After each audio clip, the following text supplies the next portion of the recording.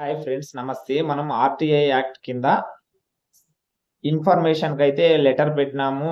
అతనైతే మనకు సమాధానం ఇవ్వలేదు. Information officer. లేదంటే ఆ ఇన్ఫర్మేషన్ మనకు నచ్చలేదు. లేదంటే అది తప్పుడు ఇన్ఫర్మేషను. అది ఏ విధంగా రాంగ్ ఇన్ఫర్మేషను. లేదంటే దానికి ఏ విధంగా మనము పై అధికారులకి లేదంటే దానికి సంబంధించిన మొత్తం సమాచారం మనం తెలుసుకోవాలనుకుంటే దానికి అప్పీల్ అధికారి దగ్గర మనమైతే లెటర్ అయితే వేయాల్సొస్తుందనమాట. దాన్నే మొదటి అప్పీల్ అంటారు. మనకి ఆర్‌టిఐ యాక్ట్ 2005లో సెక్షన్ 19(1) కింద మొదటి అప్పీల్ అయితే చేసుకోవచ్చు. అది మనకొచ్చిన లెటర్ తర్వాత 30 రోజులు, 35 రోజులు, 45 రోజుల్లోగా మనం అప్లై చేసుకోవచ్చు. ఎందుకంటే పోస్టల్‌లా కొద్దిగా డిలే అయ్యుండొచ్చు కాబట్టి దాని తర్వాత మనం అప్లై చేసుకోవచ్చు. 60 డేస్ కన్నా ముందుగానే అప్లై చేసుకోవాలనమాట. మొదటి అప్పీలేట్‌కి మనకి ఇన్ఫర్మేషన్ నచ్చలేదంటే. అందులో ఏమేమి మెన్షన్ చేయాలి? ఆ లెటర్ ఎట్లుంటుంది? దానికి సెపరేట్‌గా ఫార్మాట్ ఉంటుందా? ఏమన్నా అనేది ఈ వీడియోలో తెలుసుకుందాము. మనం ఆర్‌టిఐ యాక్ట్ గురించి పూర్తిగా ఎక్కువ మందికి తెలుసు. తెలియని వాళ్ళ గురించి కేవలం అవగాహన కోసం మాత్రమే ఈ వీడియో చేస్తా ఉన్నాము.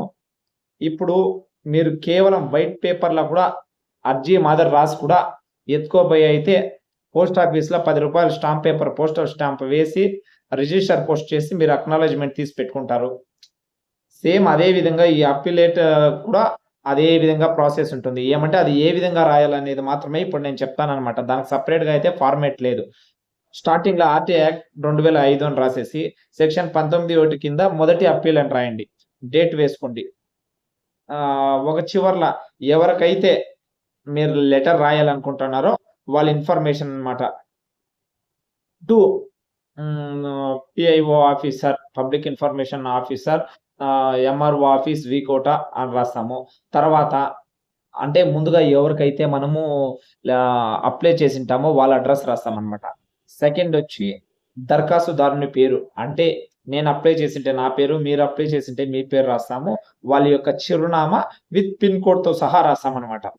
తర్వాత పిఐఓ అంటే పబ్లిక్ ఇన్ఫర్మేషన్ ఆఫీసర్. పేరు తెలిసుంటే పేరు రాయొచ్చు. హోదా తెలిసుంటే హోదా రాయొచ్చు.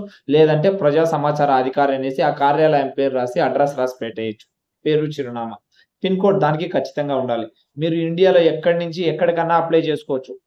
ఏ శాఖలన్నా కానీ, కొన్ని రకాల శాఖలకు తప్పించి ఇంకే విధమైన ఇన్ఫర్మేషన్ అన్నా తీసుకోవచ్చు. పర్సనల్ ఇన్ఫర్మేషన్ కాకుండా మీకు ఆ ఇన్ఫర్మేషన్ యూజ్‌ఫుల్ అంటే ఏదైనా తీసుకోవచ్చనమాట. మీరు సమాచారం కోసం దరఖాస్తు చేసిన తేదీ, దరఖాస్తు సమర్పణ తేదీ నుండి 30 రోజులు, లేదంటే 35, లేదంటే 40 రోజులు 3 చూసుకోవాలనమాట. ముగిసిన తేదీ. అప్పీల్ చేయడానికి కారణాలు. అది ఎందువల్ల మీదకు బాధించింది? తప్పుడు సమాచారం ఏమన్నా ఇచ్చారా? అనే దాని గురించి. అంటే మీకు ఎన్ని ప్రశ్నలుంటాయో అన్నీ సెపరేట్‌గా పాయింట్ వైస్ రాసి పాయింట్లు రాస్తారు కదా! ప్రతి పాయింటు సెపరేట్‌గా అర్థం అయ్యే విధంగా ఒక్కొక్క పాయింట్ సెపరేట్‌గా రాయాల. అన్నీ గజిబిజిగా రాయకూడదనమాట.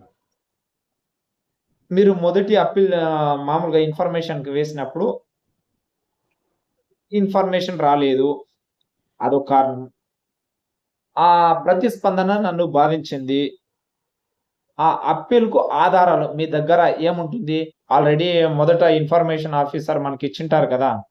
ఆర్‌టి యాక్ట్ కింద లెటరు లేదంటే ఆ ఇన్ఫర్మేషను తప్పుడు లేదంటే కరెక్ట్ ఇన్ఫర్మేషన్ అయినా కావచ్చు. మీకు బాధించుంటుంది కదా! దాని జిరాక్సు, దాని డేటు, అక్నాలెడ్జ్‌మెంటు ఇవంతా పోస్ట్ చేయాల.